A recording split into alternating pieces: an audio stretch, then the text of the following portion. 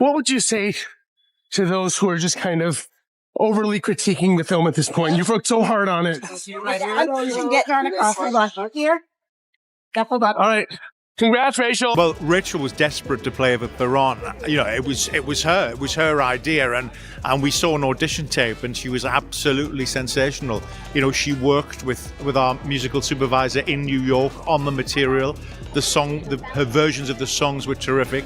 Jamie's excited, Andrew and Tim are excited. So, I mean, it should make for a fabulous summer at the Palladium. Ticket sales are already, through the roof. So we're really thrilled about that.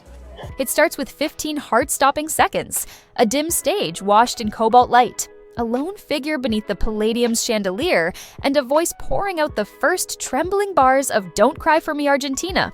Millions have waited to hear that moment from Rachel Zegler, the Hollywood breakout crowned to lead Evita this summer, yet the silhouette in the clip looks wrong. She is slightly shorter, posture angled differently, ponytail pulled military tight, and when she pivots, you glimpse a profile that is definitely not the woman who won a Golden Globe for West Side Story. Video is gonna get taken out of context, and I know that at this point I can't really stop people from doing that because that's what my whole existence on the internet is just me being taken out of context and stuff. TikTok froze, rewound, zoomed, then exploded. By sunrise, Rachel Zegler replaced trended higher than Premier League scores, and an entire fandom tumbled down the rabbit hole. Rewind 3 short months. Producers Michael Harrison and Jamie Lloyd rolled out the red carpet, metaphorically and literally, announcing that Rachel would make her West End debut as Eva Perón with previews from mid-June and a limited run through early September. But it's hard. And it's lonely. It's very lonely. I just know that if that loneliness can exist, so can other things, and I will be okay.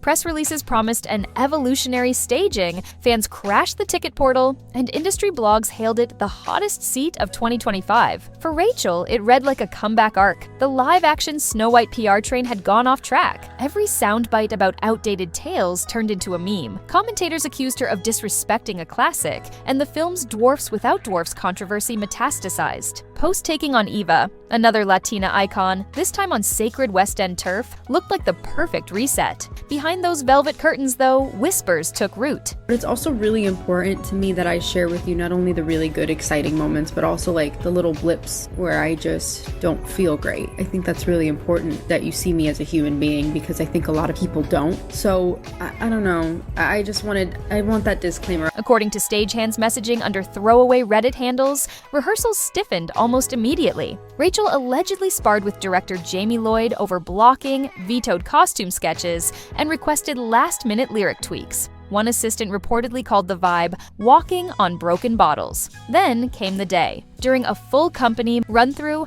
a wrong lighting cue sparked raised voices, a prop chair hit the floor, and somebody murmured, "Call security." 2 personnel in black quietly guided the star out through the stage door. Applause tracks were still echoing when she vanished into a waiting car. No statement followed, phones went silent. Cast members signed fresh NDAs. That is all unverified, of course, but in the vacuum of facts, rumor grows like ivy. But it's hard. And it's lonely. It's very lonely. I just know that if that loneliness can exist, so can other things, and I will be okay. Fast forward to the viral video, posted by an account with 0 followers, no profile photo, and a username resembling a password leak. The clip rippled outward at algorithmic speed. Fans ran side-by-side overlays against Rachel's previous rehearsal footage and noticed every deviation. Slower hand gestures, richer mezzo timbre, a shade of Argentine accent. A muffled voice offstage seems to whisper, "Cammy, take it again," and that one syllable lit the fuse. Not to add fuel to the Rachel Zegler Oscar fiasco, but why did they have these women, all Disney princesses, all stated as Disney princesses, come out to present, but like not include Rachel Zegler, who's going to be Snow White? They're clearly acknowledging Disney princesses from movies that have not been released yet. Someone must have had this conversation and then they purposely left her out, even though she was the only one with a hit movie this year of the 4. Did anyone else notice this, or am I overthinking? Internet sleuths dug up a 2019 YouTube bootleg of a University of Buenos Aires West Side Story. The soprano playing Maria was Camila Delgado, a performer few had clocked until now.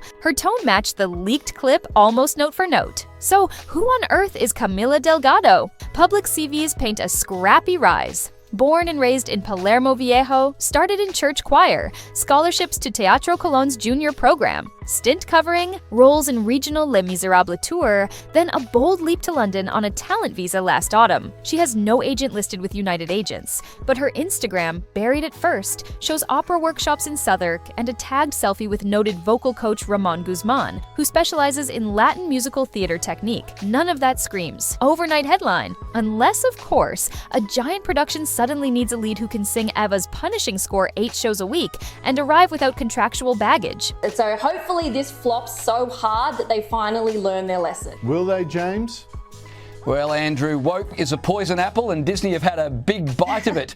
This movie should be called, they should call this movie Snow Woke and the Seven Pronouns. It's so bad, if you were to watch this movie on an aeroplane, Andrew, you'd walk out. Conspiracy mode engaged. Theory 1. Rachel is out, Camilla is in, full stop. Proof? The polished performance in the viral clip feels too confident for an understudy's first pass. The alleged new costume measurements logged by wardrobe last Tuesday match Camilla's height, not Rachel's, and one starstruck tech claims she heard stage management whisper, Delgado's second fit at 10. Theory 2? Chill. It is only the standby rehearsing while the principal cools off. Theater folks know leads take vocal rest. Yet if that is so, why drop the clip in the middle of a PR storm? Why not tweet, understudy rehearsal, nothing to see? Silence invites suspicion. Theory 3. Rachel herself orchestrated a disguise, testing altered styling to gauge social reaction, planning a triumphal surprise, it was me. Reveal later. Fans who ship redemption arcs love this angle. Theory 4.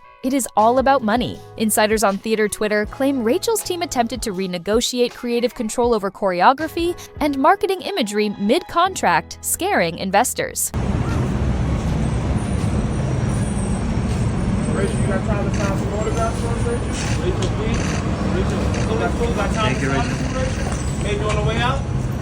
Swap star, save cash, avoid headaches. Theory 5. Producers are trial running 2 Evas to future-proof an eventual Broadway transfer, and the internet simply caught Rehearsal happening out of context. Notice how every path loops back to the same question: why the hush? Jamie Lloyd's company, usually eager to amplify rehearsal room snapshots, has posted nothing for 2 weeks. The Palladium's official account untagged Rachel in its latest teaser. Meanwhile, Rachel, once a chronic poster, leaves Instagram dormant, except for one black and white photo of an empty auditorium captioned, "Sometimes silence is the strongest sound." Fans now read it as a cryptic farewell. Her publicist, known for speed dial responses, offers no comment. In a business that lives on hype, total quiet feels like the loudest alarm bell of all. Legal shadows deepen the mystery. A London entertainment attorney speaking off record to Showbiz Gazette hints Rachel's camp is exploring contractual remedies, code for potential wrongful termination litigation. If lawyers are drafting letters,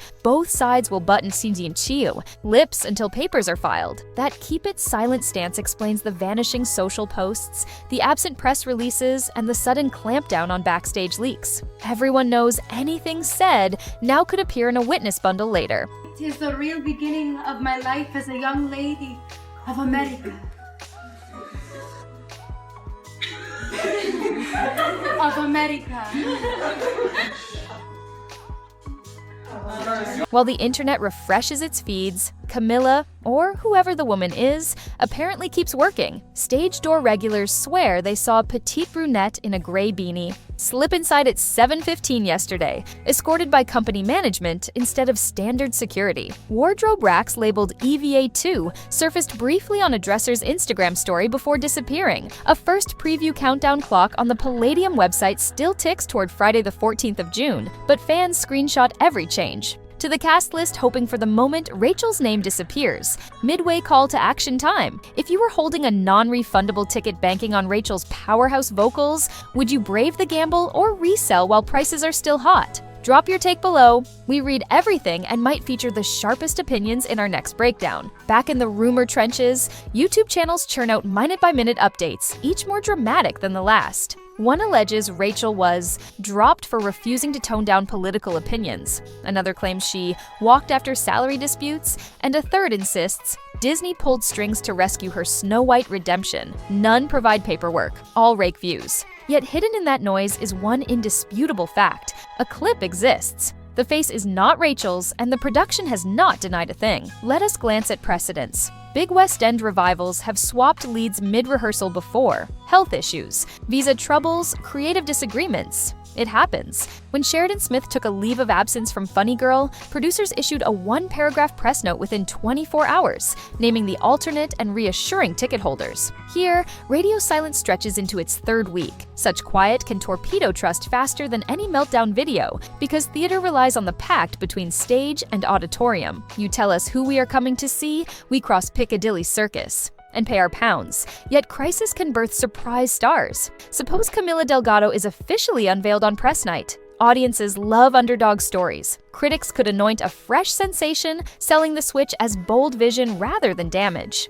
Control. The marketing tagline writes itself. A star is born on the West End. Of course, that fairy tale requires impeccable delivery. Eva's score is unforgiving. Stumble on opening night and headlines will be merciless. Then again, Rachel's specter could hang over every note, prompting unfair comparisons. Producers weigh risk versus reward like surgeons. Where does this leave Rachel? Hollywood offers soft landings. Whispered chatter links her to a new streaming limited series, Untitled, for now, shooting in Vancouver late summer. If she takes that route, expect a glossy magazine cover framing her departure as a creative pivot and framing the theater saga as personal growth. Meanwhile, legal proceedings, if any, will play out behind closed doors. Settlement clauses often include mutual non-disparagement, meaning the full story might never leak, but that has never stopped the internet from filling gaps with imagination. As for the show itself, countdown clocks are merciless. In under 4 weeks, paying audiences will sit under the Palladium's Art Deco ceiling expecting fireworks.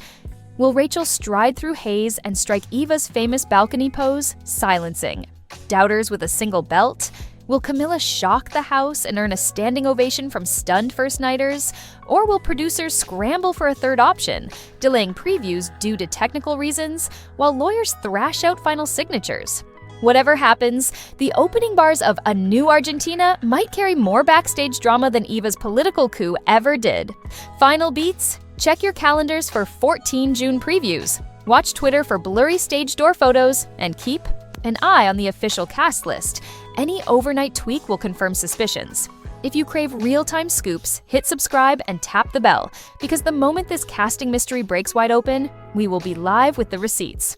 Until then, remember, in show business, silence is never empty.